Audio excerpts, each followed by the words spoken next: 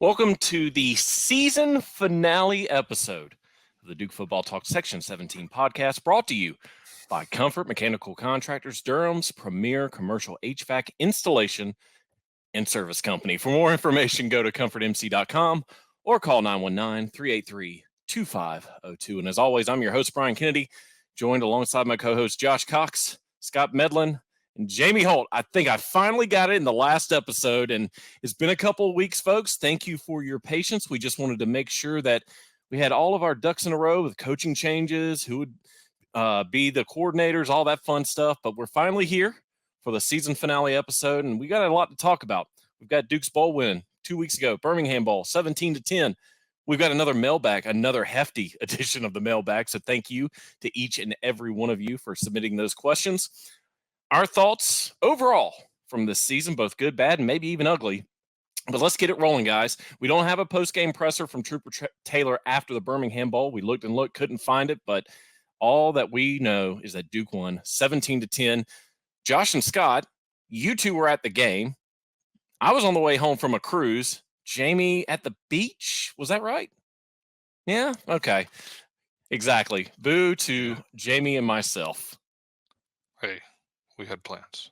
Unfortunately, fortunately that evening. Jolly old St. Nick comes first, but let's get down to the nitty gritty. Again, Duke defeating the Troy Trojans 17-10. Josh, Scott, we'll start with both of you.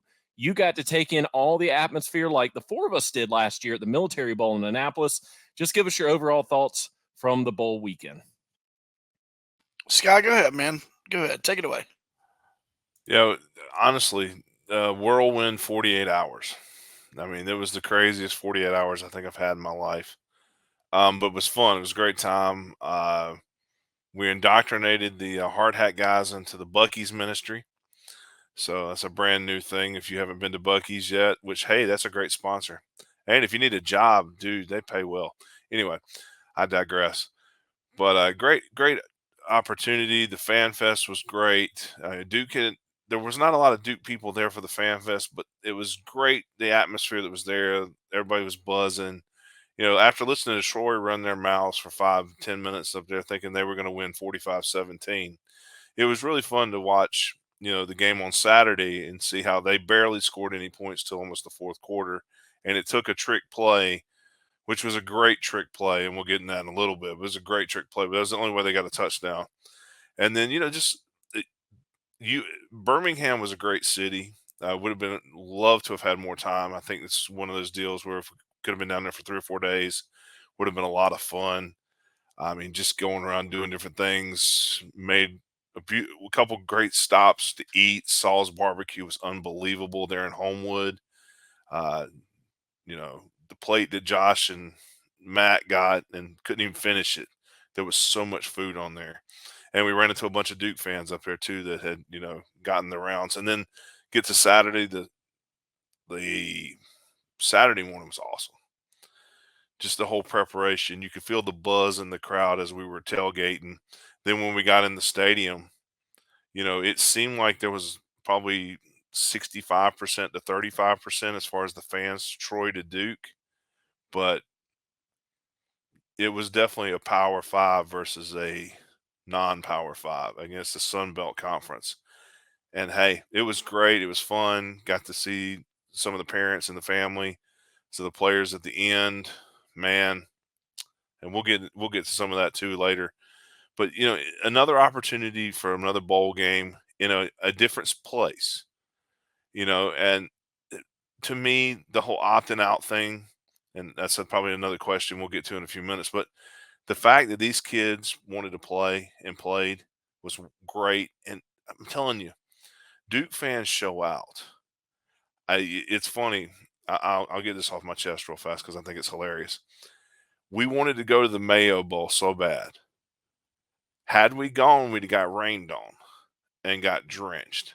So, the Lord knew what he was doing when he sent us to Birmingham where it was beautiful and 65 and I was in my shorts the whole time. So, but I had a great time and, Birmingham did a great job. That was a beautiful stadium.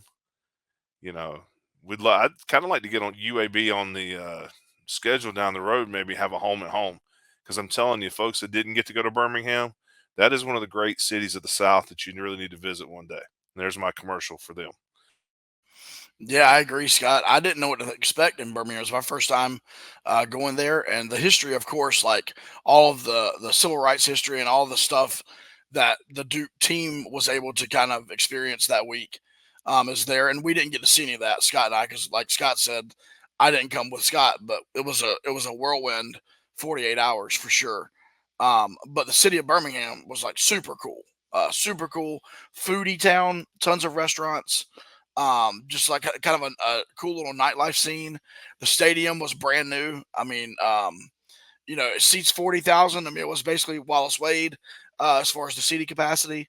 Um, but it's brand new, and then there's like restaurants right outside of the stadium. So there's almost like this on like a very very very small scale.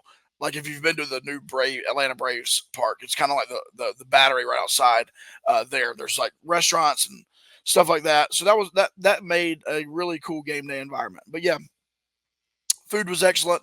Alabama barbecue, big fan of Alabama white sauce. If you've never done any Alabama white sauce, that was really good on the chicken, on the barbecue. Saul's, as Scott mentioned, was really good. But yeah, one of the things that I can speak to a little bit in my work with the Durham Devils Club, while Manny Diaz was not coaching the game, he was there, obviously alongside Nina King. President Price was also there with them, and so there was a breakfast the morning before the game started, and I was able to attend a little bit of that. And Nina spoke for a little bit. Price spoke for a little bit, and then they opened it up for Diaz. And Diaz had spent, the hour before that just kind of going around meeting people, talking to people, getting to know, different people that were here for the bowl game that maybe he's not met yet. And then he was able to address kind of I guess it was alumni and some athletic department people, the crowd there. And so that was really neat to see. I feel like Manny Diaz has a different vibe about him than Mike Elko did.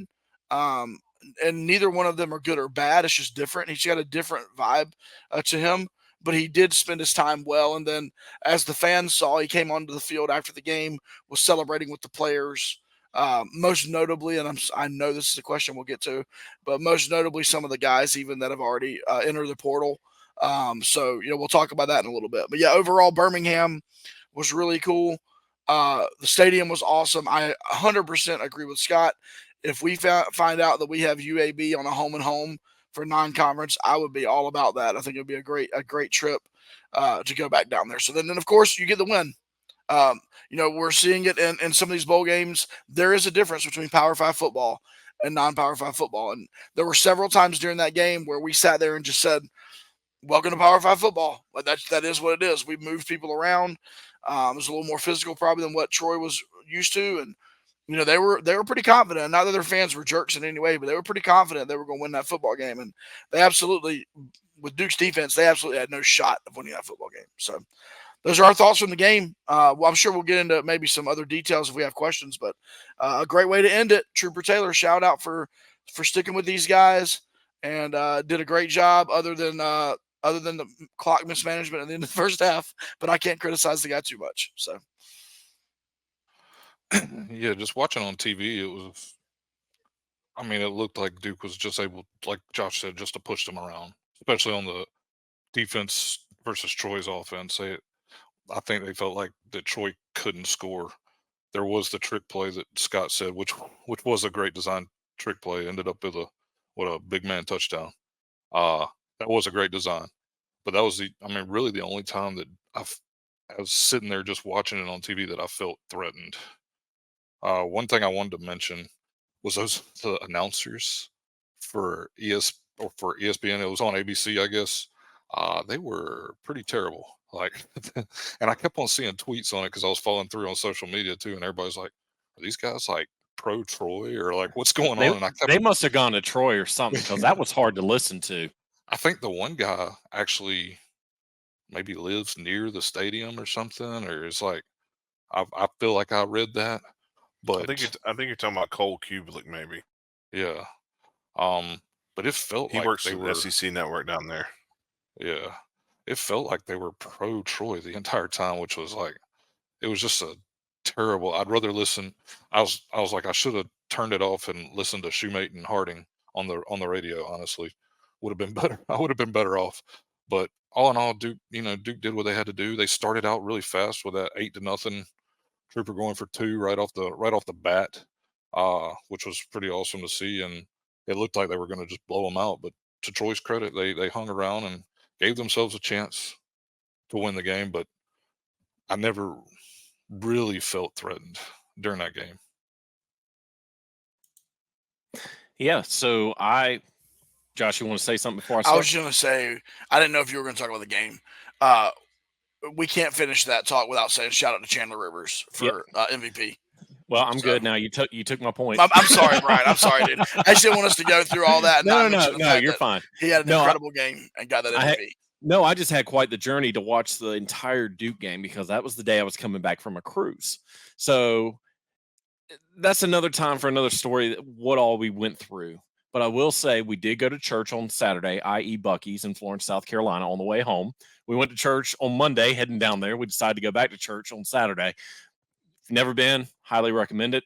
There's rumors there might still be one coming to Mebane. Just throwing that out there. So, again, shout out Buc-ee's. I think he'd be a great sponsor for this podcast. Anyway, so by the time we got to Buc-ee's, it was 10 minutes till kickoff. Got my stuff, ran back to the rental van, turned on my phone to Hulu. And yes, Josh, it was like right when they were kicking off. It wasn't the 2013 season, but got to watch the first half on the way home, listening to it. I was looking ahead, driving like I should.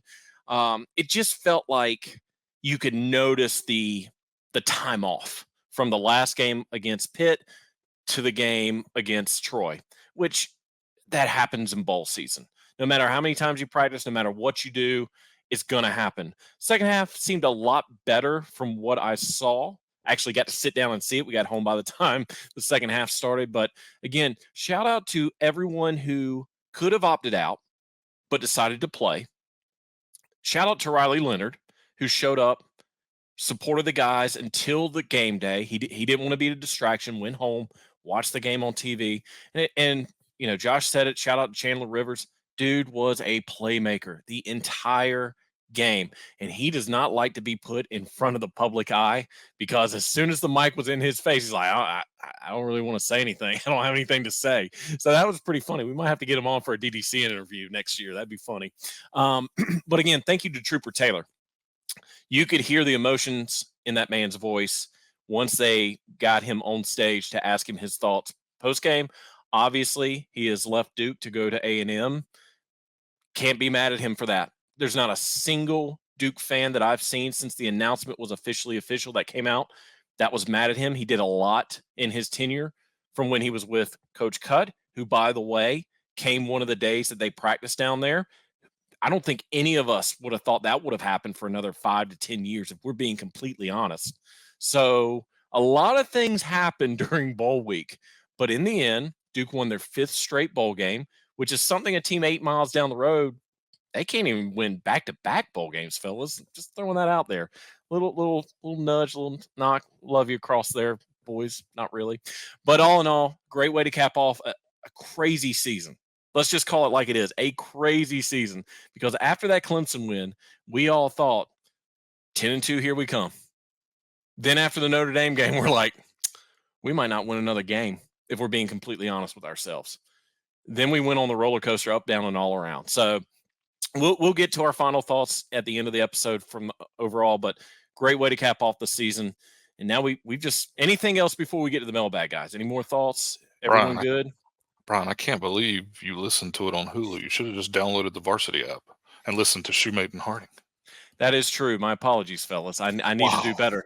Wow. But I will say this. No cruises have been booked yet. They probably won't be booked for the 2024 calendar year. So I will be at the bowl game regardless. I will be at every home game regardless, unless I'm sick. But still, again, great way to cap it off. But we've got to get to the mailbag. We know you're in for at least one sick week. I mean, we know. Yeah, Oh, at least one. At least one. Well, if He's you going to guys call wouldn't in. He's going to call in. If Yeah. you guys wouldn't record at 9 o'clock every week, maybe I could get my sleep that I need. Yeah. Grandpa needs his sleep. Okay. I went to bed at 10:30 last night. That's God's honest truth. We are recording on New Year's Day, by the way, so happy New Year to everyone. But let's change gears. Let's get to the mailbag. And I got to say, folks, thank you for all your questions that you have submitted this year. This has been a great segment. We are going to continue it next year. It's you guys that keep this episode going. So, Jamie, let's get rolling. You said we got another big mailbag. So what's our first question? Yep, I'm going to roll out with at the Duke of Cupa on Twitter.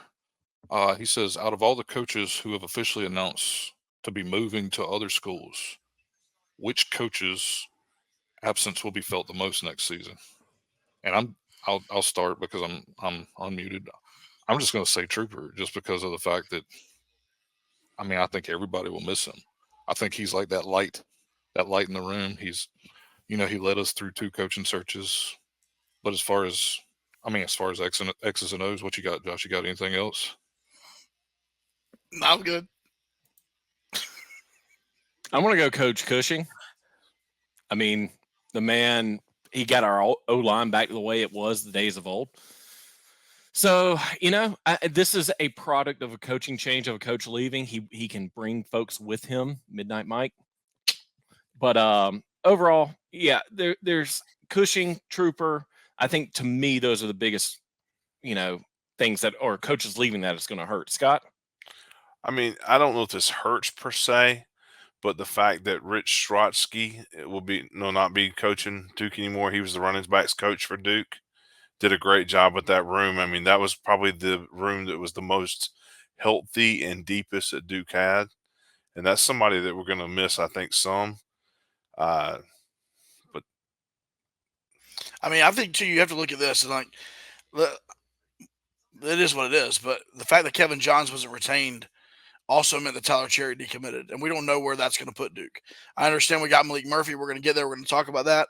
But not keeping your OC definitely means you missed out on a top 10 quarterback in the country, coming to Duke. So, I mean, you have to say that. I mean, I know people have mixed feelings about all of the coaches, but like that could, if we look 3 years down the road, right? And let's just say Tyler Cherry exceeds expectations at Indiana or wherever he lands, after the transfer portal. But we'll see. So anyway, that's what I would say. Go ahead, Jamie. And yeah, when I said Trooper Taylor, I mean, thinking we will talk about this later. I'm not even going to say it, but we hired a running back coach that's pretty good, and I think we'll be okay. But we'll talk about that later.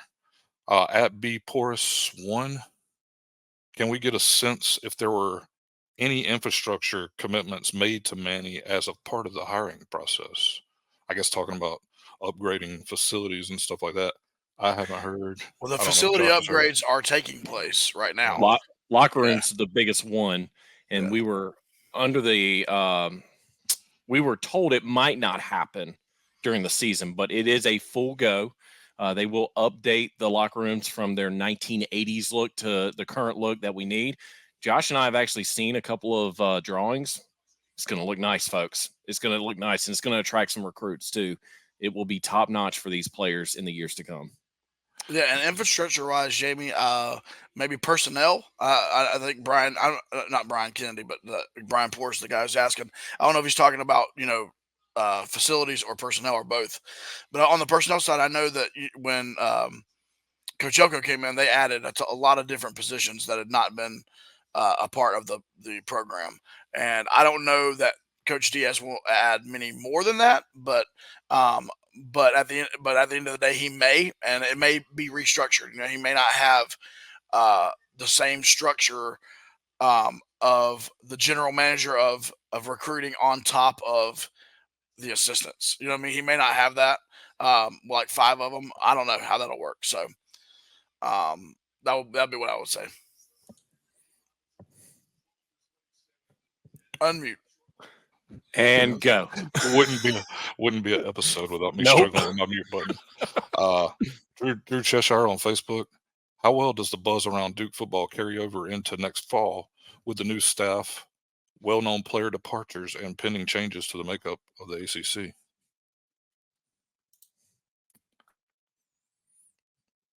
Next.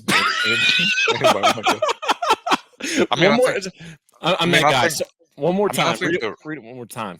He's talking about buzz around Duke football, basically. How Okay, well does okay, it carry got over? it. And Sorry. I think the buzz will continue to carry over because people are going to be excited over the new coach. They're going to be excited over Manny Diaz and to see what kind of brand of football he brings, being a top defensive coordinator for years and a good coach at Miami, although whatever those weirdos down at Miami let him go, but just to go 7-6 or whatever they went.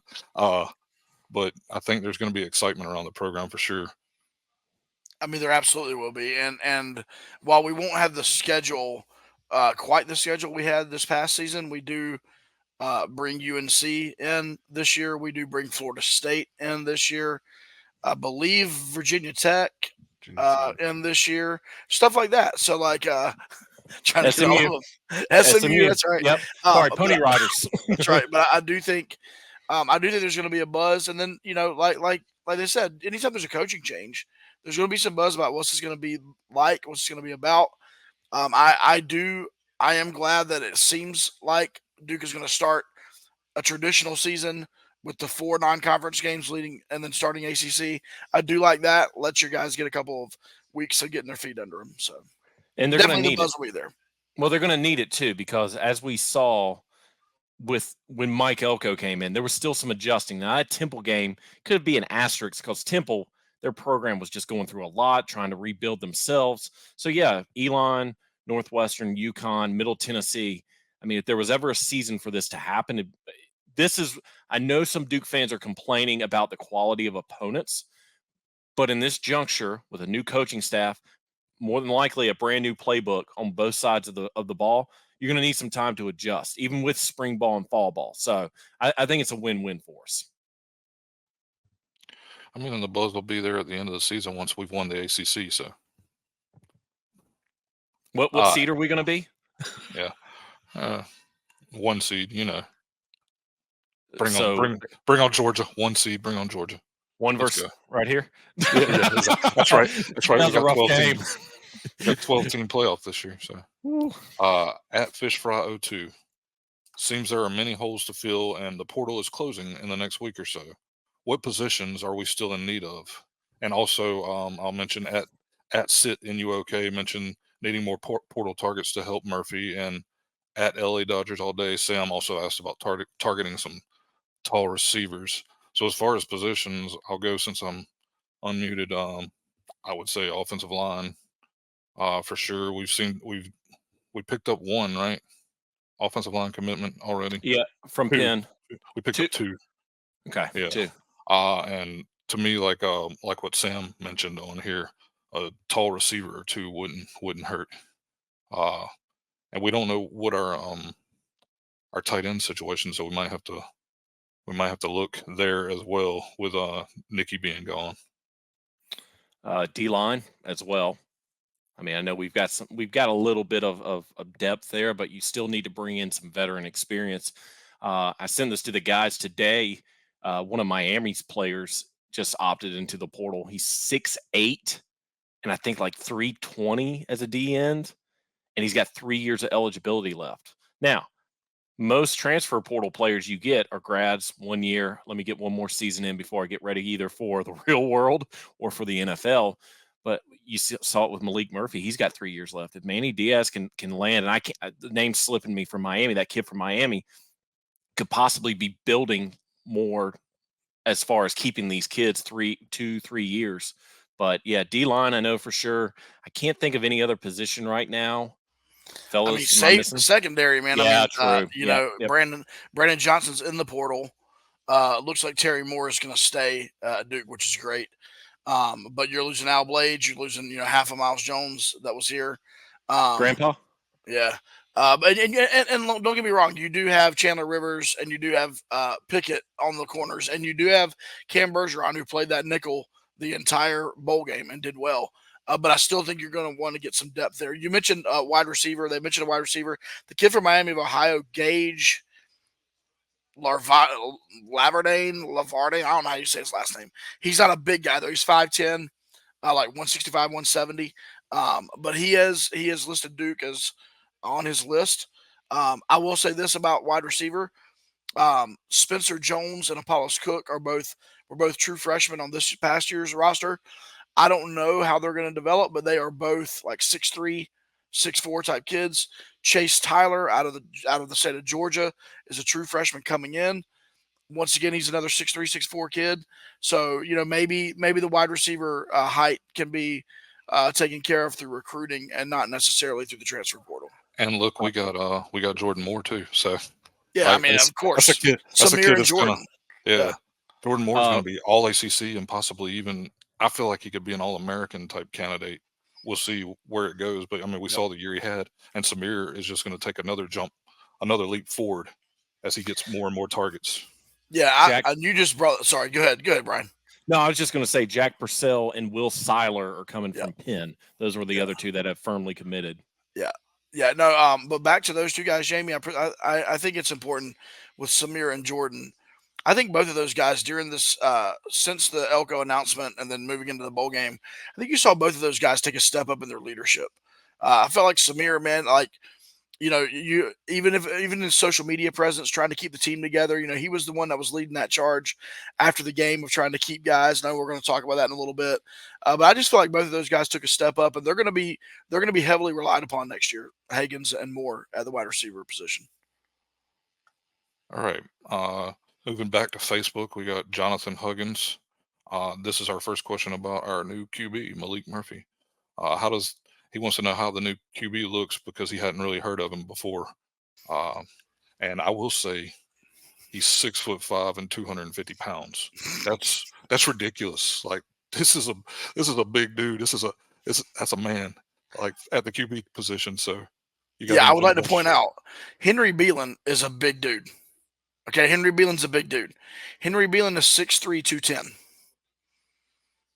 Malik Murphy is 6'5", and I've seen anywhere between 240 and 250. Doesn't really matter. He's a linebacker. If I told you guys we landed a guy in the portal, he's not even a linebacker. If I said we landed a guy in the portal, he's 6'4", 6'5", 250, you'd be like, oh, sweet, a defensive end? Like a pro defensive end?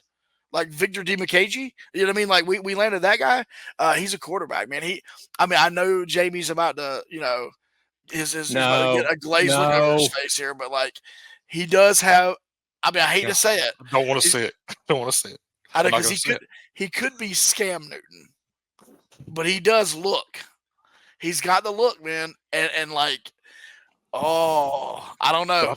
I do think he has more of a tend to stay in the pocket type presence, does he not? Like whereas Cam, when Cam was in college and in the NFL, he scrambled and did more stuff, and Malik may too. I haven't really watched too much film on him because he just played in the 2 games. But, yeah, a couple of things about him though. In the 2 games, he won both of the games. One of them was against Kansas State, who's a top 25 team, who our friends down the road in Raleigh found out are pretty solid team as they whooped them in that bowl. But he got 2 wins. He threw 3 touchdowns, almost 500 yards. He did have 3 picks, which is what it is. But he has a cannon, man. The little bit I've seen, Jamie, like he throws an effortless ball. It's like he doesn't even wind up. It comes out very clean. And if he can couple that with being able to run over some dudes in the run game, like I would be interested to see how Coach Brewer and the offensive staff is going to just kind of create the offense around him. So yeah, he's that good. I think he has potential to be that good. Scott, are you okay, bud? You've been very quiet during the mailbag. I'm just listening to you guys. Wait. It's Monday. There's no game on right now. Oh, okay. I was about to say Monday. We got about 15 minutes. 45 Monday minutes, afternoon, Medlin might have showed up. All right. At MFK Duke 1, who are the 2 coaches being retained, and why do you think these guys were kept, and what is going to happen to Tyler Santucci? What have we heard? There was multiple questions about that. Go ahead, Scott. Okay, Harlan Bauer is being retained, who's the defensive ends coach. Zon Burden is being retained, who is the wide receivers coach. To be honest with you, I believe Zon had a previous connection in Miami with Manny. I don't know about Harlan. I don't believe so.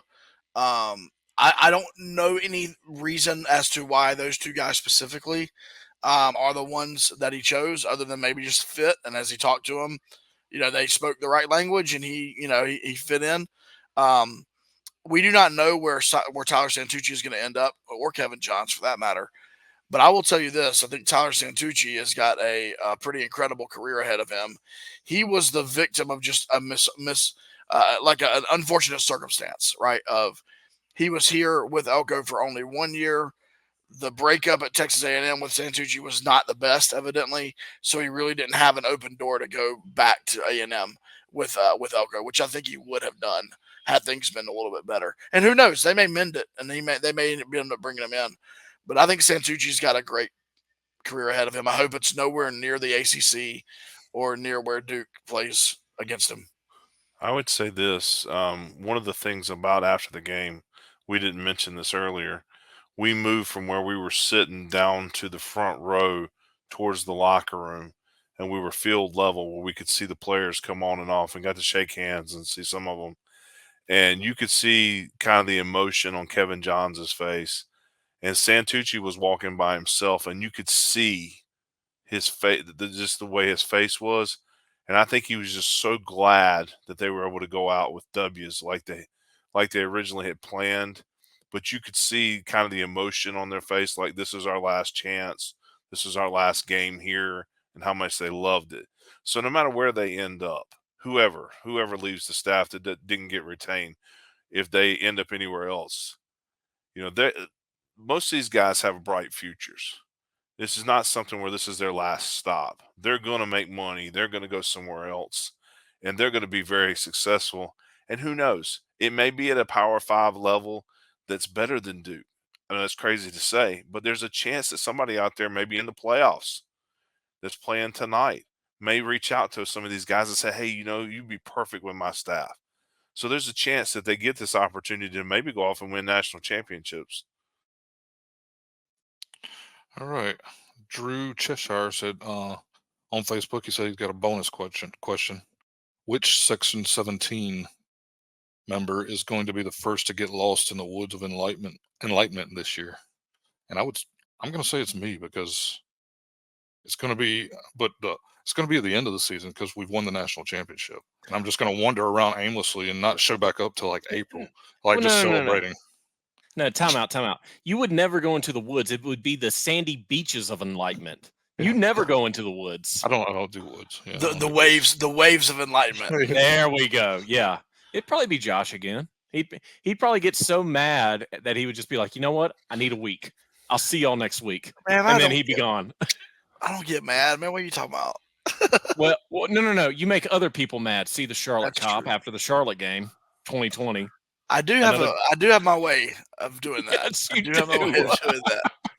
But yeah, no, I love it. So, yeah, we'll see. I can see Scott though. I mean, Scott is the classic quiet all game until something happens, and then when it happens, it's all over, man. There ain't nothing you can do about it. That poor ref, whoever that is, Scott knows who it is. First and his family. Name, and his family, and where he lives. Okay. Going after him. For those of you that were not there and were not in the section, I did go off on the JV conference referee that they had.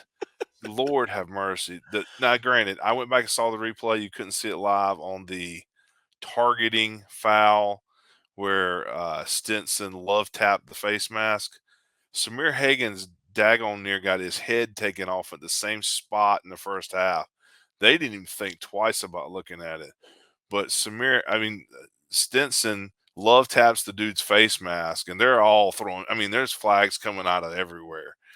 And at that point, by this time, we already had 15,000 reviews, stupid penalty on stupid penalty. And I'm just saying, where are these guys coming from? Because it makes no rhyme or reason. There was a spot opportunity. They didn't even review it.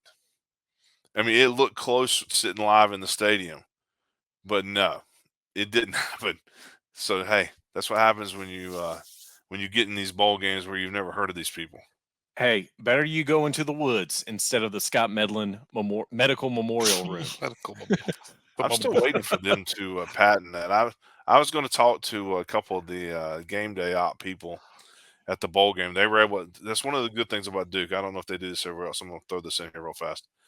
The staff that works on the game day ops, Duke takes them to the bowl game and gives them an opportunity to enjoy themselves as fans. Oh, good. I don't know if they do that everywhere else, but That's I've cool. got some friends that are in that and was able to see and hang out with them. And I've still got to reach out to them and see about getting my name on the side of that building because I mean, dadgummit, we've I been know talking it about seems it. they'll cover your Clemson. cost. Well, yeah. They'll cover the cost of Oh, your. that's what the that's another 250 funny for. story that we can talk about later. But I'm still waiting for the insurance and Duke to talk to each other to get that to work out. You know, But and everything. the Elon game will mark 1 year, so maybe they're going to call you onto the field and There's a present chance. you the plaque, renaming the medical room the Scott Medlin Medical Memorial. They're like the Brooks family. You know, they pay for this entire Right. facility. Right. You come out for the first time out, the second time out, Scott Medlin. You come out here. We're naming the medical room after As you. long as they do it on the other end where the elevator is, we are set. 'Cause if I got to go down the stairs, you forget about it. No, you going back into the room. I'm just going to sit on the bench and rest. Just put the blue tin up. Let me get the Wi-Fi, and then sit there and watch the game on my phone. There we That's go. funny. All right, Jamie. Next. All right, at Blade for Duke, how will Manny approach game planning compared to Elko? Because as much as we joke about Midnight Mike, and we've joked about that and joked about that, we ran the ball on offense. You bend but don't break on defense, and it put us in a position to win almost every game in a span of 2 years. So, what do y'all think about? And for me, Manny, I mean, if you look at him as a defensive coordinator, it's not really a bend but don't break. It's like we're gonna break the other team. Like Penn State that was a legit defense he was running up there. I think they were number 2 in the nation. I saw for tackles for loss, and our incoming defensive coordinator's defense was number 1 in the nation for tackles for loss. But we'll get into that later. I would say SMU lit the scoreboard up. So, you know, getting athletes like he's been able to get some of the athletes, well, Malik Murphy, and then retaining some of the guys that we've retained. I mean, there's a chance that Wallace Wade's scoreboard gets lit up, possibly like the old ball coach back in the day. So a little air raid system. So you go air raid and then you go dominating defense. That might be fun to watch. I mean, if you do that, that's called the perfect football team. So I'm down with that. If the philosophy of your football team is we score a crap load of points and we don't let the other team score any, that's a recipe for success. That's going to be Sounds my good. philosophy with NCAA football 25. There you go. Coming out in July. Is that where algebra works out in real life? Yeah, I think so. Yep. And first game on that NCAA football game, I'm playing Texas A&M on easy. So let's go. What's the uniform combo? It's going to be a beatdown. All Yep. black. I'm going all black. Mm-hmm. And beating the gig 'em down. All right. Paul Miller on Facebook. I thought this was a good question, and probably for Josh here with the DDC. Does a coach's ability to raise NIL money become a key requirement for a head coach job? And I think it has to. Absolutely. Yeah. Yeah. So I had an off the record conversation with somebody fairly high up in the athletic department, you could say. And she said that this time around in the conversations, you know, when Coach Elko was being spoken to and that transition was happening, it was like a small part of the conversation. And now just 2 years later with Coach Diaz, it's a major part of consideration. And so, you know, it's the unfortunate reality. If people can hate it, look, I hate it. There's parts of it I hate. I think it's dumb. I think it's crazy that there are fewer restrictions on what you can do in college than what you can do in the NFL. I think that's crazy, right? But at the end of the day, NIL is here right now, and it's the wild, wild west, as Coach Elko said, and it's a necessary evil. And so certainly Duke does have its academic reputation as a part of the package deal, right? So like you come to Duke, you stay for 4 years, you get a Duke degree, and you understand that no matter if you do or you do not make the NFL, you have set yourself up for success in life. And nothing against anybody else, but a Duke degree is different than an NC State degree. It's different than a ECU degree. It's different than an App State degree. Like, whatever. It just is. So I think that plays into it a little bit, but I do believe and UNC degree potentially, Brian. I will give UNC credit on the academic side. It is a little bit more of an academic institution than maybe like our friends in Raleigh. But all that to say, I think NIL is important for Manny. I do believe in getting Malik Murphy. There was some creativity used there with some NIL, sponsorships and things like that Malik is going to be able to be a part of. And kudos to Manny and kudos to those folks who went and got that done. We mentioned the Durham Devils Club. You can definitely be a part. And by the way, we're not asking you to fund NIL. We're asking you if you want to be a part of what Duke is doing with NIL and you want some perks. You want to do some meet and greets. You want to get in drawings for some autographed memorabilia. You want to be invited to, a Zoom every now and then with a coordinator during the season. If you want to be a part of that, you can. DurhamDevilsClub.com for sure. But yeah, it's important. And it is as of right now not going anywhere, and as of right now is not able to fall under the funding of the university in any way. All right. Next up is our guy at Phil the Wade. And if you're not following him, go ahead and follow him because he's got some really good ideas about filling Wallace Wade and making it a more fun atmosphere for the fans. He wants to know, will we be doing any podcasts during the off season? Which I'm sure we're wanting to get Coach Diaz on the pod for sure. That might be the only one. We've got some ideas, but for YouTube. So some episodes, not audio, more video. We're still working out the details, hoping it can work. That's all I'm going to say right now because I don't want to get everyone's hopes up and then it not work out.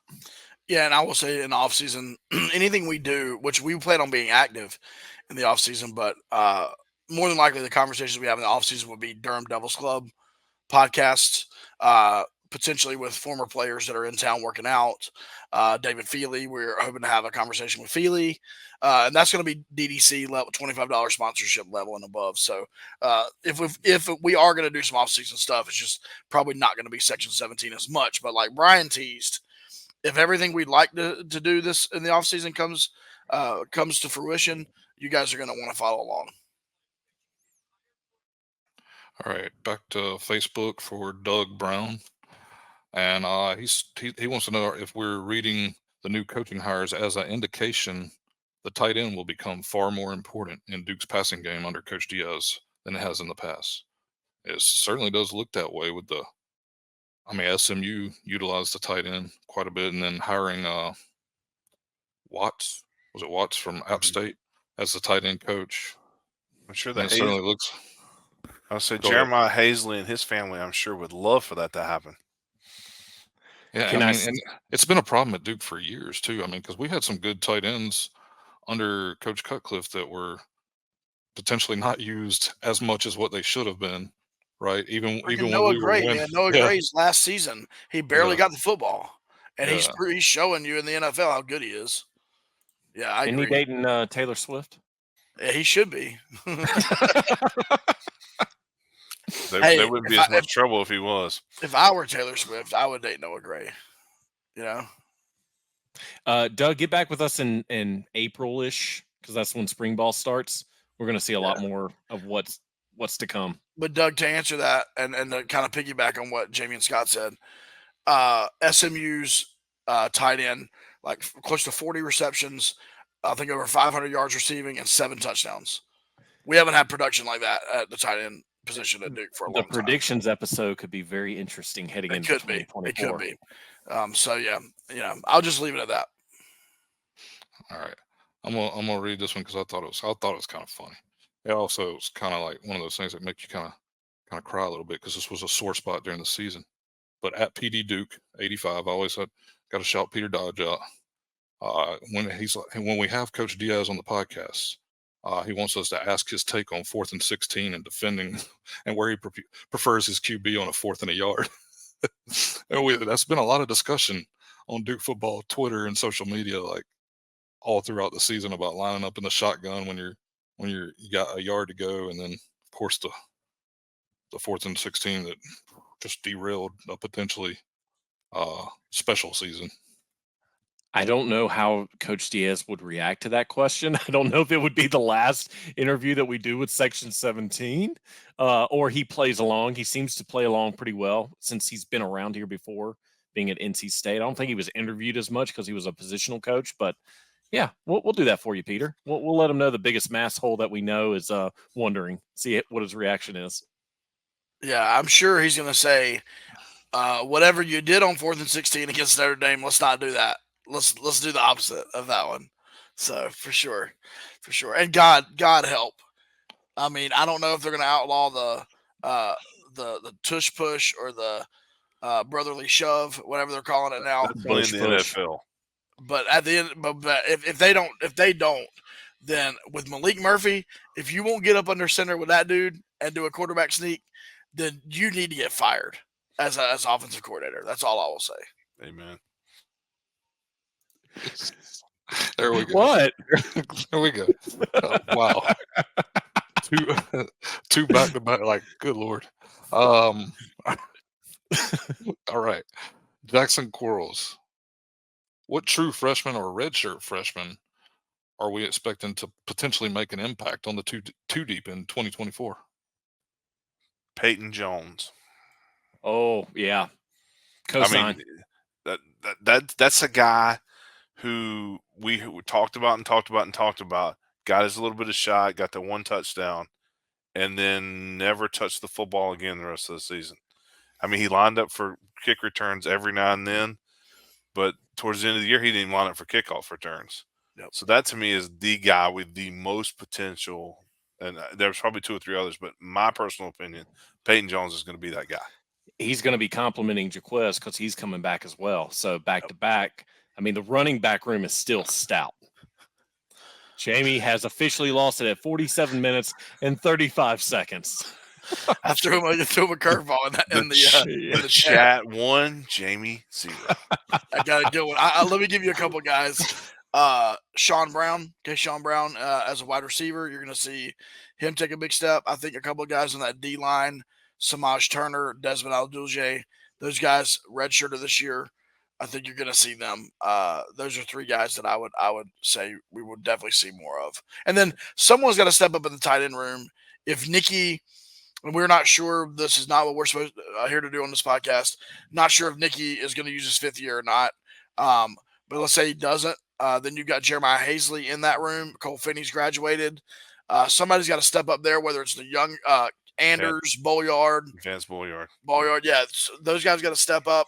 Or I don't know. You could see maybe a position switch of somebody coming in like they did with Hazley. So. All right. At Robert P. 06294526 says, I've heard Aeneas Peebles is considering not going into the portal. Is this true? And then TR Bowers on Facebook also had a similar question about our guys in the portal. Well, I mean, Peebles is in the portal, so he's in the portal. He's actually committed, to Virginia Tech. However, I'm assuming what the question really is Duke hasn't given up on bringing Peebles back next year, and I can tell you that that is the case. That Duke has not given up on the potential of Aeneas Peebles being in a Duke uniform next year. Does not mean he will be in a Duke uniform next year. It just means that Coach Diaz and his staff have not given up and just basically said, okay, cool. He's verbally committed to VT. We're going to stay away. So you could see, and here's the way I look at that. If Peebles goes to Virginia Tech, and we're talking NIL, that's obviously at play here. Whatever it costs you to replace Aeneas Peebles, then you need to be willing to give that to Aeneas Peebles, right? You'd rather have Aeneas Peebles back than go and take a shot on somebody that you don't really know that well. So, I think Duke really should do their best, not only because of Aeneas, but listen, you have to look at the program. His brother is, I believe, a sophomore in high school this year, winning awards like crazy. You'd like to keep that pipeline open to Duke, and I believe that pipeline could stay open to Duke. So, I mean, I'm not the coach, but I would do whatever I could to keep Aeneas Peoples, him specifically. We did have one casualty though during this whole question about Aeneas and everything. That's Jordan Mann's grandmother. Yeah, that's coming. Oh, that's coming. Okay, I'll shut up. Yeah. I mean, like I said, which leads us to this question. Great segue. At Splash Obi, Tyler wants to know what happened to Jordan's grandma. As we saw, he locked her in a cage, and he's been waiting for the portal guys to come out. So if you didn't see this, at Duke football fans, Jordan Mann, our friend who comes on our pod often, he put his grandmother in a cage, locked her in a cage, no food, no water. He said he's not taking her out until some of these Duke guys remove themselves from the portal. He did though. He did one to put her through a table. If you didn't see that, he took her out, and power bombed her basically. Then threw her back in the cage and locked it back up. Yeah, and so I can't directly. I'll let Brian, if he wants to directly quote Jordan from the group text. There's too many curse words for me since I'm a man of the cloth. But he said that old B couldn't. What did he say? Couldn't handle the pressure. Old ass bitch. Oh, that's what it was. I'll say it. Yeah. Now the episode has turned to TVMA. Thanks, Jamie. Apparently she went by the wayside on Christmas Eve. She's no longer with us. So anybody that's listening to this is all a joke. Okay, please don't think that Jordan killed her. We're not laughing at people dying. It was all a joke, and Jordan found some random photo online. I can just hear it now, like somebody listening to this and going, "I cannot believe those guys are laughing at his grandmother dying." So no, he did like his grandmother in a cage. So yeah, that was a parrot cage too. I mean, that was a pretty intricate cage that grandma got put in. But the fact that he power bombed her off a stage through a table, Jordan going hard in the paint. Yes, I thought this was a Merry Christmas to her. Merry Christmas. He's a hardcore legend. I tried to get her to get some scraps when we go for our steak dinner, but apparently that's not happening either. Billy Potter, I thought this was a good. It was more of a comment more than a question, but I thought I'd read it. Duke must have made a big commitment money wise from the administration because Diaz was set to make $3.7 million at Penn State next year. So that's a great. Thanks, Billy. I honestly had not looked into that. What did we had guessed, guys? We had guessed that Elko was making 4.5. I think it was 4.5 after the extension. It was 4 when he first came in. Nobody ever knew because obviously Duke doesn't disclose that. But I mean, it wouldn't surprise me if Manny ended up with 5. I don't know. So yeah, I mean, Duke is definitely becoming more competitive in their pay. I don't know if there's a question about this, Jamie, but both to the head coaching position as well as to the staff. I mean, I know we're going to get to some of the staffing stuff, but there's no way Duke hires a staff that Manny wants to hire without Nina King and the athletic department's commitment to paying those guys above average.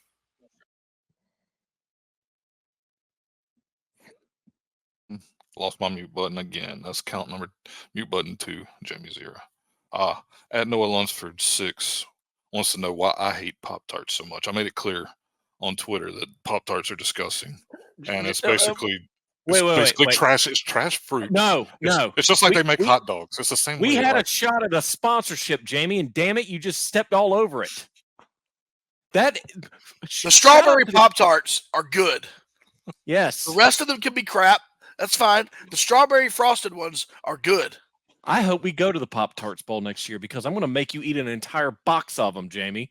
I tell you, I hope we go to the Pop-Tarts Bowl next year. I'll be the edible mascot. You have to eat like my finger at the end of the game. Shout out to the Pop-Tarts Bowl. Probably the best mascot of bowl season. And what they did, I mean, people are still talking about it. So really hope we can get down there one of these years. Nicole Auerbach wrote an article for The Athletic and talked about trying to save the bowl season.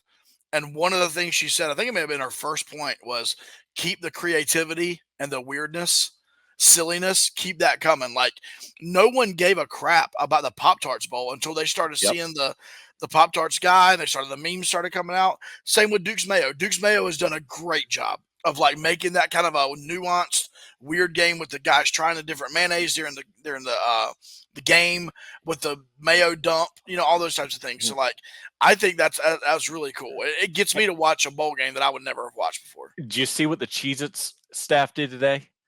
The Cheez-Its mascot held a sign that said "Not an edible mascot." Oh, so that's I mean, everyone's feeding That's off of it. pretty That's hilarious. awesome. Yeah. Yeah, I mean, with all the portal guys and transfers and stuff, you got to do something for the bowl games because a lot of times you don't know who's playing, so you got to it figure could, something out. or it could be 63-3. Sorry. And I, for one, do not care about Florida State like missing the playoffs. Like they're dead to me pretty much. Like I their mean, I basket, care whatever. because the ACC got screwed out of money. Every team in the ACC got screwed out of like a few $1,000,000. But other than that, Jamie, isolated from money, I could care less. Yeah, Well, I'm not gonna cry for them. Before we move on, Jamie, what's your favorite pastry? My favorite pastry. Favorite pastry. What does the diabetes Put him on let the you? spot, bro. Yeah, I have to. I mean, Krispy Kreme. Is that Okay. considered a pastry? Yeah, Krispy Kreme. Pop Tarts bowl. Pop Tarts bowl. If you get this footage, make a Krispy Kreme Pop Tart for Jamie so he can Hey. stop saying that Pop Tarts is not good. Listen, You're welcome. as long as we're not talking about mayo on a freaking glazed donut, then we're set. Yeesh. Ugh. All right. Moving on before we go off the rails here. Regina Lee. How does Coach Diaz's defense compare to Coach Elko's defense? I'm shout assuming out. she's saying scheme wise. Like, Yeah. I guess First of all, shout out Regina Lee. Made the trip from the West Coast.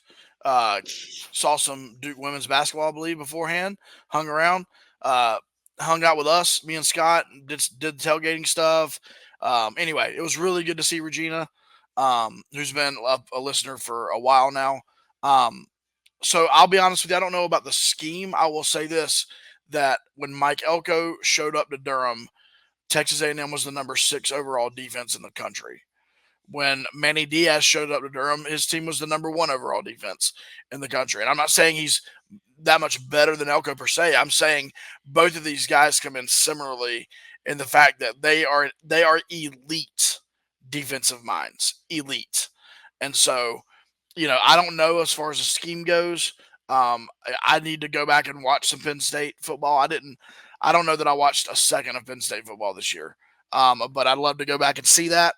But when it's all said and done, if the scheme's different, that's okay because he had the number 1 defense, in the country. So, Hey, a quick shout out to Regina. If she hasn't given the other 2 guys a hard time yet, she's going to. Oh, she's no. She's coming after you. She hasn't already. She may give you did. the holidays. Oh, she Okay. did. Because she said she was going to come after y'all. I got off the boat and I'm getting a text going that Jalen Coleman's family decided to go on a cruise instead of coming to the game. She was like, "Look what you did."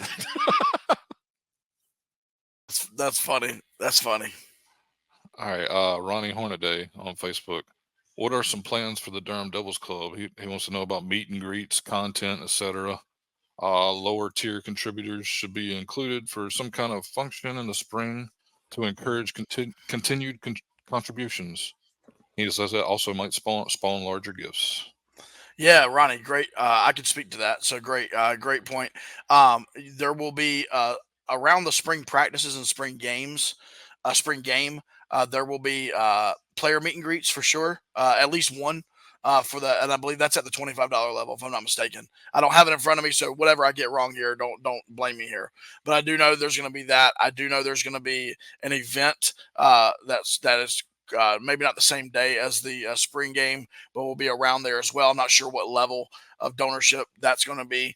And then the potential of a practice potentially as well. So all those things are in the works. And I'll be able to give, I always say this, we'll be able to give you more information on that soon. Working through some early calendar stuff right now. The DDC is really working on getting these guys at Duke under contract and kind of rolling. So, that's where we're at right now. But those things are all gonna play out. We're gonna do more giveaways, autograph signings, things like that as well. Are we a part of the meet and greets? People can meet us. Oh yeah, I mean they got to pay for that crap. Of course, that's like 1,000 Players above. Players are free. They got to pay to see us. At Real Matt Barbie, we got 2 more questions. At Real Matt Barbie, after looking into the coaching hires so far, I'm pretty optimistic. However, the rub with Manny over his last stint was his choice of coordinators. Should we be concerned that he's only going with guys that he's coached with before, or is he right to be optimistic? I think it's always fine to be optimistic. I think we all are. Okay, so my only question back would be this. Do you consider, and we've talked about this before with folks, do you consider Manny Diaz's time at Miami a success or a failure? Because we're talking, what do you go? And we always do this: 8-3 in the COVID year, 7-5 his last year before he got let go. In the first year, he was like 6-7. Yeah, he lost his bowl game. Yeah. 3 straight bowl games though. Yep. So I'm cautiously optimistic because he's bringing the folks in who helped him be successful in Miami, or most of them, not all of them. I don't see any of the hires so far as bad hires or suspect hires. I mean, you brought in a head coach from an HBCU school to be the running backs coach. So that leads me to believe that a lot of these guys are bought into what Manny is bringing to the table. And also, we've read some stats off already from the offensive coordinator who came from SMU, his time there, everything. So me personally, I think these are good hires so far. There hasn't been a single hire that the 4 of us and those we've talked to gone, I don't know about this. We'll say the tight end coach hire, from what we've heard, was one of their lead recruiters at App State. So, I mean, that is an awesome thing. And we need as many great players that can fit in the Duke model as there is. I will say the defensive coordinator there at Texas State, he had their defense number 1 in the nation in tackles for loss. You look at their defense overall, and there was a lot of points given up, but he had them at that number 1 overall in tackles for loss. So they were apparently super aggressive. And number 2 in tackles for loss was Penn State and Manny Diaz. So I think we're looking at a super aggressive defense. Yeah, I would say that the defensive coordinator is a question mark. I mentioned this to you guys offline. I'll say it on here. I mean, the numbers don't look great, just to be honest with you. I mean, we laughed. They gave up a 77 spot this year to Arkansas State. So that doesn't look good. But on the other hand, Manny Diaz is going to be he's going to be the backbone of that defense. And so, like, I laugh. He could ask me to be the defensive coordinator the first season, and I'm just going to be like, whatever you say, coach, like, let's go. You tell me what to say in this microphone, and that's what I'm going to say. So, like, it's going to be Coach Diaz. So I'm not as concerned about that. But I will say this. I think we'd be remiss to not acknowledge, as the question, I think it was Matt, right, Barbie? As Matt said, he got criticized at Miami for his staff. And it seems as if he's hiring guys that he knows, which is okay, and that are going to be a fit with what he wants to do. But there is a risk there. And if it does not go well, it is going to go back on him for hiring people that he knows as opposed to branching out and hiring. So, just to compare it, you had Mike Elko, who brought in David Feely, who he did not know. He brought in Kevin Johns, who he did not know. I mean, we talked to Elko about this. He said, literally, I went and looked at film of different offenses that I would have had a hard time scheming against as a defensive coordinator. And that's how I landed on Kevin Johns. We know this from Feely. Feely called him. Mm-hmm. Hey, coach, here's what I do. Here's what I can offer. You know what I mean? Like, so, I do think there's a risk there. I think we have to be honest. There is a risk in bringing in people that you are familiar with. There's obviously the reward side of that, where you already know each other. You speak the same lingo. Everything's the same there, and it could work out beautifully, and we could be like, everything was great. But if it doesn't, there is no one else to blame but Diaz. And this fan base has already gone through that before. So I get, to your point, to Matt's point, I get what you're saying. But I also think Manny would be the kind of coach to where if it wasn't working out, the changes would be made that would need to be made, and not, well, I'm going to give you one more shot, or I'm going to move you to a different position, and we're just going to shuffle the chairs around the Titanic, and we're going to see if that's going to work. Yeah, there won't be a commitment. There won't be a loyalty problem. You know what I mean? Loyalty's great until it's not, right? I don't think we're gonna have that problem. And then again, to close this one out, the expectations down south is different than the expectations here. And I'm not talking about wins and losses, but I'm talking about coaches are critiqued on every little aspect. Like if they stepped on a crack on the sidewalk, Miami fans would be criticizing how they walk. So I think again, the mindset of the fan base in Durham's a little bit more forgiving than the mindset of the fan base down in Coral Gables. And what was Manny's record again in the ACC when he was at Miami? It was Same record 16-9, 16-9. 16-9. So, I mean, if he does that, I mean, we're going to be pretty happy, like, right? I mean, we're winning ACC ball games. We're going to be pretty thrilled.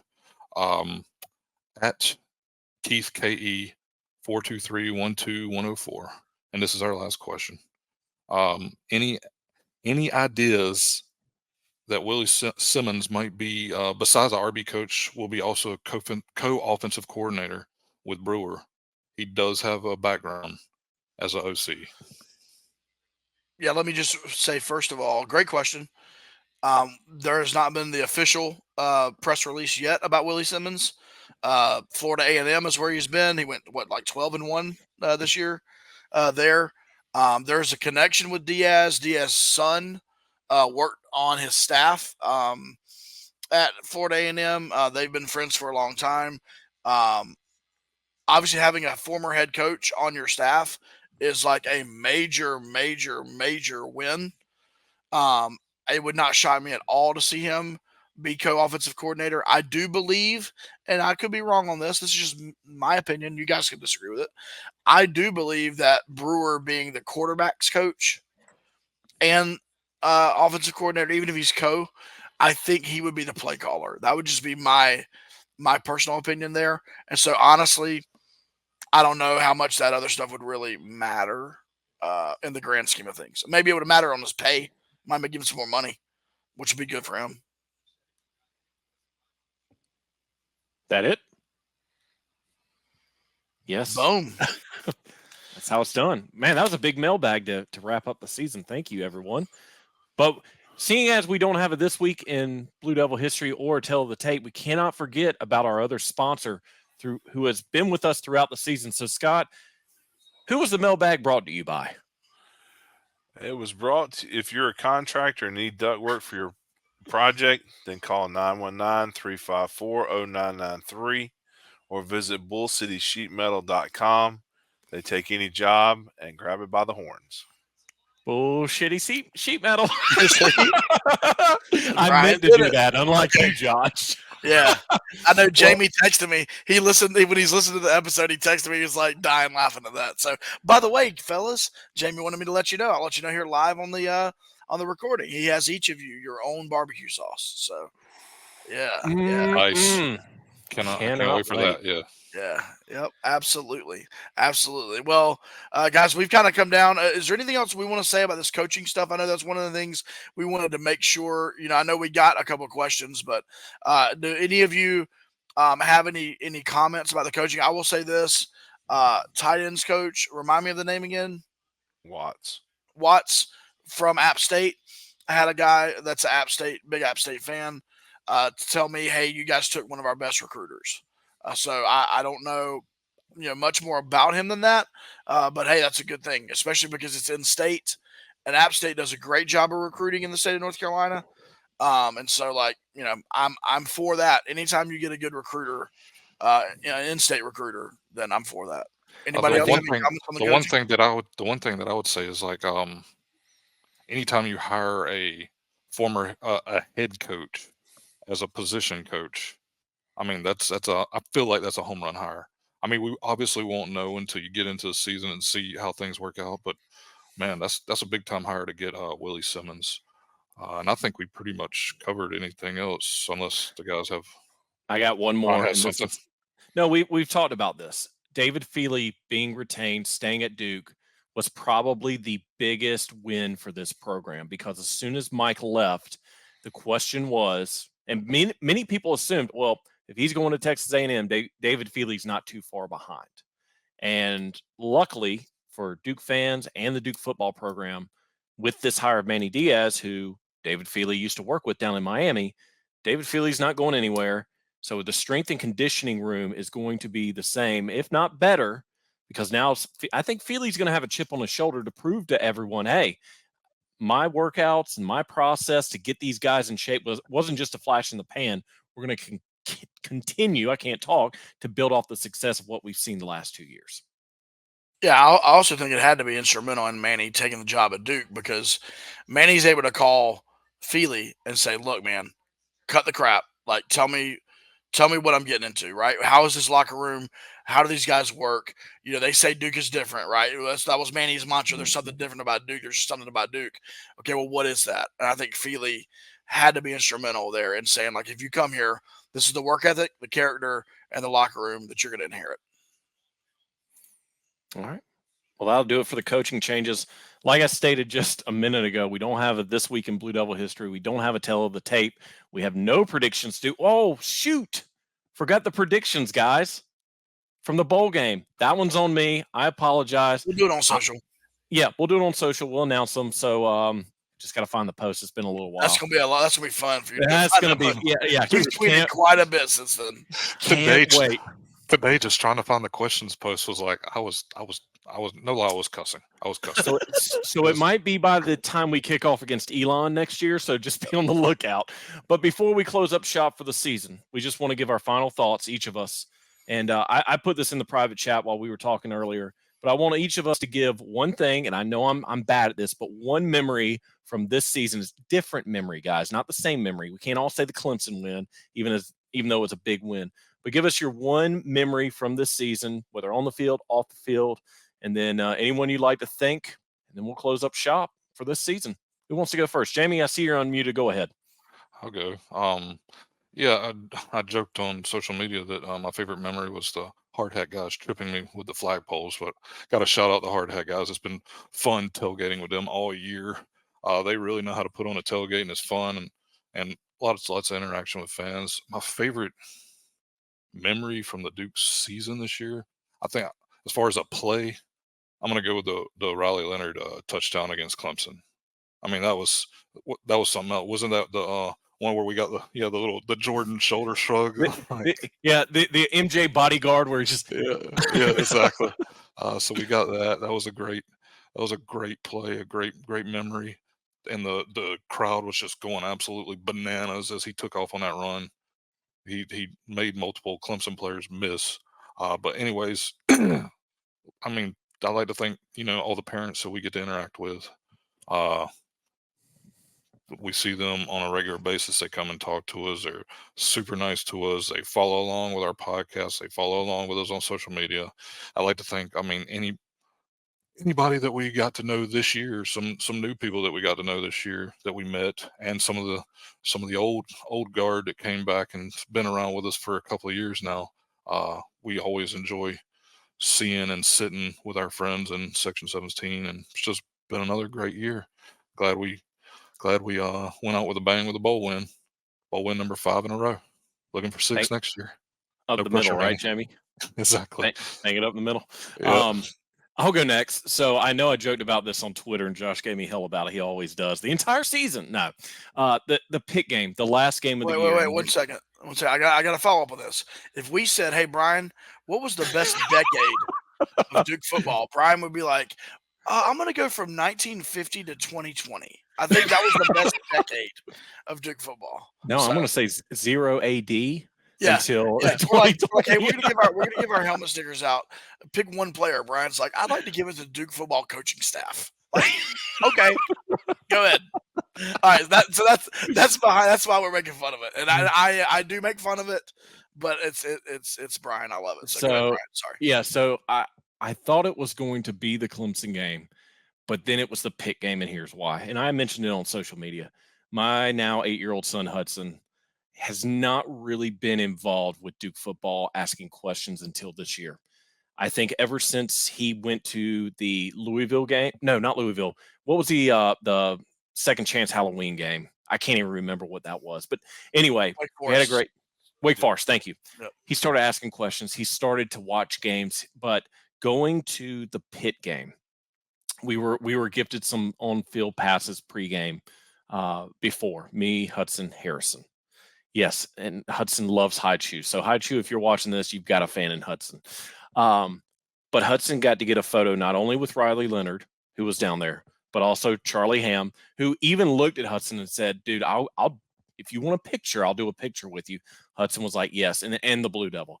So ever since then, guys, he watches every game he can, both NFL and NCAA. He's asking a million questions, and sometimes it gets annoying, but I got to remember I was like that at one time. We all were like that. So the Pitt game's the most memorable because I think that's where Hudson took that leap of, okay, I'm ready to be a true Duke Blue Devil football fan. So I'm looking forward to the upcoming season to see how many games we can get him to where he'll be involved and not. I'm ready to go at halftime because he's still kind of in that phase. As far as thanking folks, thank you to Mark Packer, Eric McLean, and Wes Durham. Wes Durham was supposed to be on our podcast the last episode, but due to everything happening with Mike leaving, Manny coming in, we couldn't get him on. So we're hoping to get him on next year. So Wes, appreciate you wanting to come on and offering your services to talk all things ACC football. Josh? Mike Glennon. Yes, Mike Glennon. Thank you. And then as far as local press goes, Kate Rogerson. I've never met someone who passes on, like, how do I put it? Taylor Tannenbaum. Me and Josh were on the sidelines for the UNC game. Taylor came up to Kate and said, "Hey, I'm looking for Grayson Loftus's parents. Do you know where they are?" She goes, "I have no idea, but let you talk to two guys who know. They're with the Duke Football Talk Section 17 podcast." Really appreciate you respecting our hustle that we do free of charge in our spare time. So Kate, you are definitely a friend of the pod. We really appreciate it. You're our second favorite masshole because you're from Massachusetts. But again, looking forward to catching up with you next season because you're still going to be here with ABC 11. So that's my thank yous. Again, I could echo what Jamie said, but he already thanked the parents. So already looking forward to 2024. Who's next? All right, I'll go ahead and go. And I'm going to be honest with you. I'm going to do my best not to get emotional because I am that guy. I want to And thank y'all. I mean, in all honesty, it was a hard time saying goodbye in the parking lot last week. Just because, the ending part. When we started in 2020, we had no idea that we would be where we are today. And for me, just the way that the families loved on us, the parents, the players, the fan base have given us an opportunity, Duke football themselves, to where we have done things we never thought we would do, reiterating everything that Brian and Jamie both have said. But the finality part, knowing that this senior class, these are the guys. And, I'm not even going to start trying to mention names because I'll be here and I'll fumble up. But I will say this. The guys that are staying, that are here, that are coming back, and even those guys that are in the portal that may not even hear this, if you're going to go out the way the senior class did. Go out as men, not giving up on the name they didn't worry about the name on the back. It was the name on the front of the jersey or the emblem on the helmet. They were Duke guys. And now, I'm not saying next year we've got some great guys that are going to take over that leadership role. I mean, the MVP, Chandler Rivers, Trey Freeman. I mean, we got a great next group of guys that are getting ready to take over. But knowing just this group, and it's exciting and makes us love. This is one of the reasons, Brian talks about Hudson there. And one of the reasons why we became Duke fans as children is the way these guys interact with folks. They get it. Now, I'm not saying they don't get this over at every other school. I'm not saying they don't do it at Florida State. They don't do it at Alabama. They don't do it at Georgia. This is a different situation. And just the fact that we were able to get to know the moms, the dads, the sisters, the aunts, the uncles, the grandmas. And this may be the last time we see them until a reunion and things like that. You know, thank you. Thank you for your support. Thank you for the fact that you listen to us, you watch us. Uh, you know, I appreciate everybody that helps us. I appreciate Laura and Tyler and Justin. Yeah. I'm getting there. I'm trying not to trip over the words and the water coming out. But thank you to those guys. They done a lot for us. And then obviously these three guys. It's been another exciting year. Hey, and let me shout out the Hard Hats. I appreciate what they do and the fact that they I don't know, became our friends real fast when they did. And that we're able to work with them. And that's three great dudes. And they're a lot of fun to sit in a vehicle with for 8 hours both ways. Let me tell you. But those are stories for a later date. But again, I'm not repeat myself, but this senior class, thank you. I'm gonna miss seeing these guys. And the fact that a bunch of the players came over to us, and I'll shut up on this. They came over to us afterwards, and a bunch of the fans that were friends of ours came over, gave us hugs, said we'll see you at the spring game to the fans. But then some of the guys, it was the last hug we'll ever get. Well, the last time we'll see them wearing a Duke uniform. Man, I hate that because there are going to be people who go now. Now, back to the original favorite play. My guy, the cap, the fumble recovery at UConn. That was my favorite play.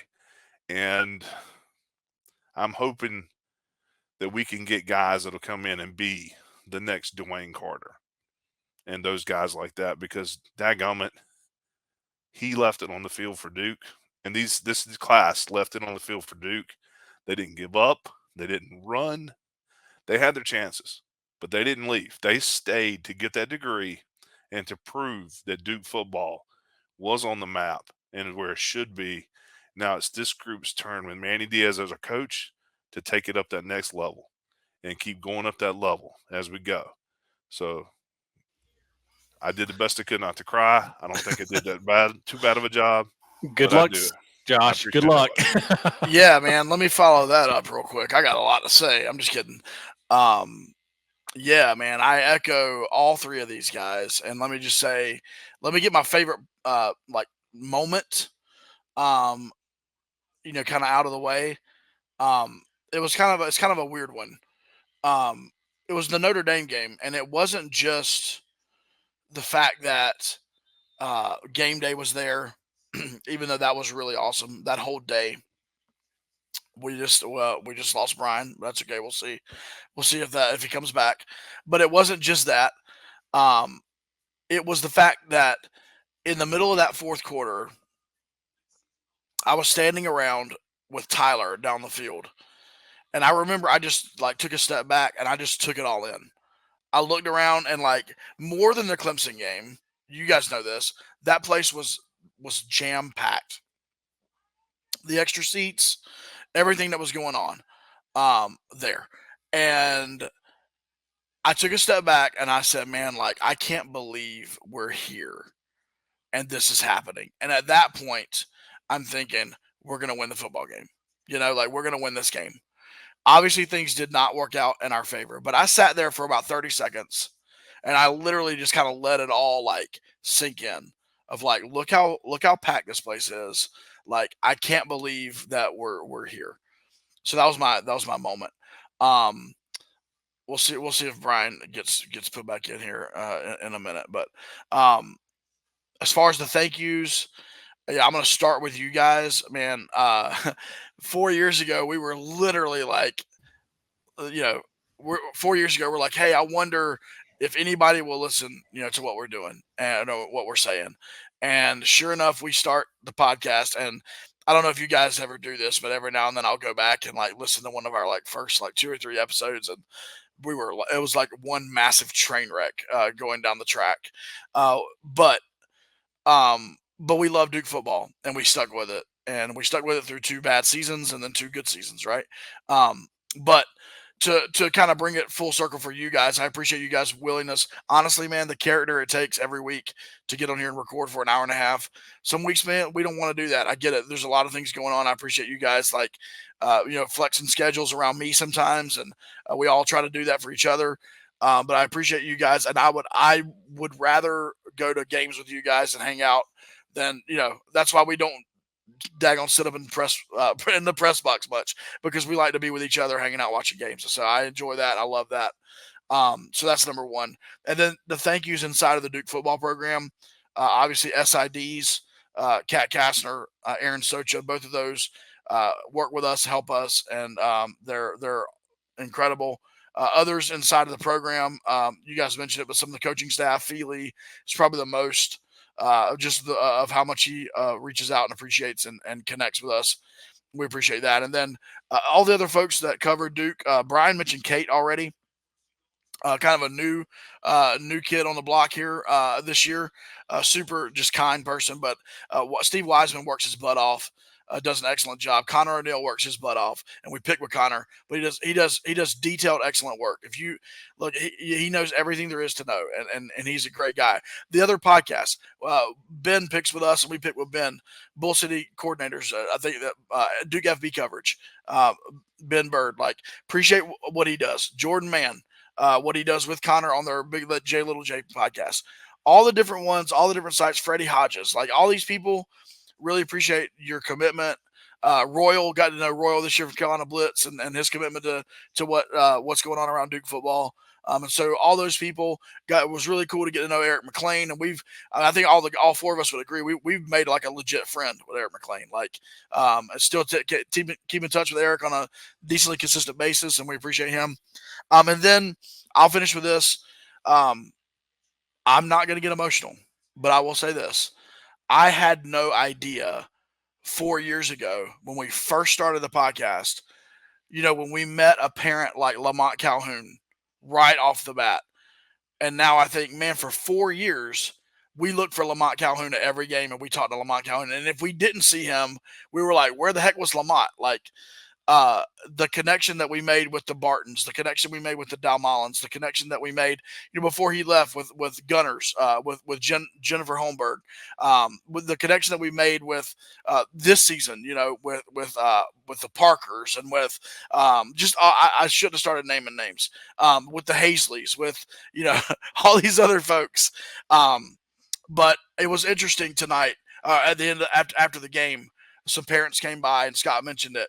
And it's an emotional time for them, but but I didn't realize how connected I was going to be, with a dude like Graham Barton, right? I love watching that dude play football, and to the extent that wherever he lands in the pros, we've already got plans. So we're going to try to get there for a game this season. So I appreciate you guys, the guys that came and stayed through the coaching changes, and stuck it out and became winners, right? Those guys are winners. And no matter where they plan to go or what they do, if it's in the NFL, if it's transfer, whatever it is, for this season, man, those guys showed what it meant to be, a Duke football player. And so that's my thank yous. Did we miss anything? Oh, we did. What did we miss? Scott missed a big one. What I miss? You missed the Life Flight team at Duke University. Hey, shout out. Oh, even though they charge you that money, man. Yeah, this is true. Let me say this. Can I say something too? Not to be funny at all. Man, I appreciate Mike Elko, man. We gotta be real, man. We became Jamie's cutting his camera off. Yeah.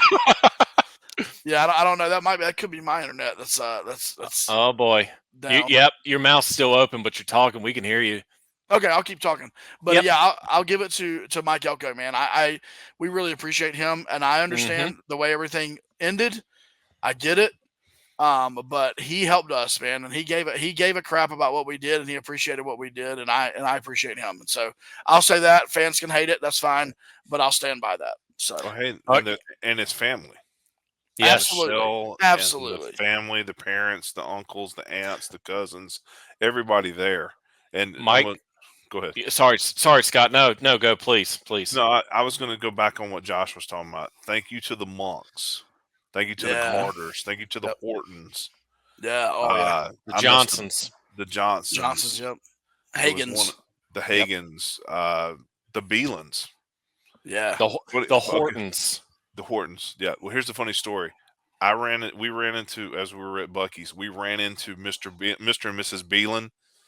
And I'm looking and I'm like, I know that guy. And got closer. I'm like, oh my goodness, it's Henry's dad. So we actually got to hang out in Buc-ee's for a little bit that day.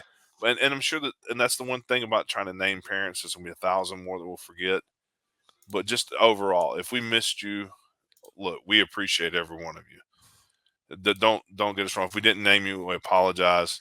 But that was one of the things for me, getting to know the parents, having that relationship where they see us, they come up to us at the tailgates and ask us how we're doing.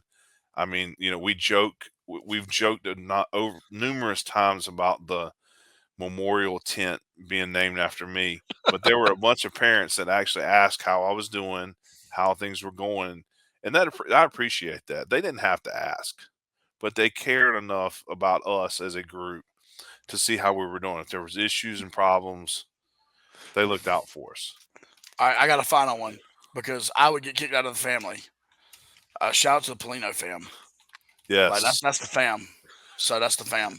And I no, it's, in all honesty, you guys have brought us in and we appreciate it. Are we ready to sign off? I mean, Yeah, the Alabama Michigan game. Well, there's someone on here that's asking how much longer we're going to go. I mean, this is like the Oscar awards right now. So, Jamie, just log off, dude. Josh is trying to log off, or he's trying to conceal his tears. I gotta think. I can't get my thing to work again. I gotta thank the Leonard family for taking the stalking. The stalking. They didn't put a mandatory restraining order on you. They took the high road in that for sure. All right, last thing, because we just hit an hour and a half. I forgot this, Freddie. I'm sorry, but thank you for bringing me on board for bowl projections. I'm having a tough time talking now. I know Josh is looking forward to our Week 1 bowl projections in 2024. Can't wait. Yeah, but that was a lot of fun to do. I'm sure we missed someone. If we did, we apologize. Shout out JJ Jackson for having me on. Again, it allows us to push our podcast pretty much every week on Locked On as well. So again, like we stated, while this is the season finale episode for this year, we've got some things planned in the off season, both for YouTube and the Durham Devils Club, as Josh stated. So just be on the lookout. We don't know when it's going to happen, if it's going to happen, some of these things, but we want to try to bring you as much content as possible. But let's just cut it off right here, guys. It's been a great season finale episode. Again, thank you to each and every one of you who have listened to us all year long, who have watched us all year long, and who have just come up to the games to introduce yourselves to us or just hung out with us at the tailgate. We're looking forward to doing that again. But let's stop it there. For Josh Cox, for Scott Medlin, for Jamie Holt, and producer Justin Sykes, I'm Brian Kennedy. This has been another fantastic season of the Duke Football Talk Section 17 podcast.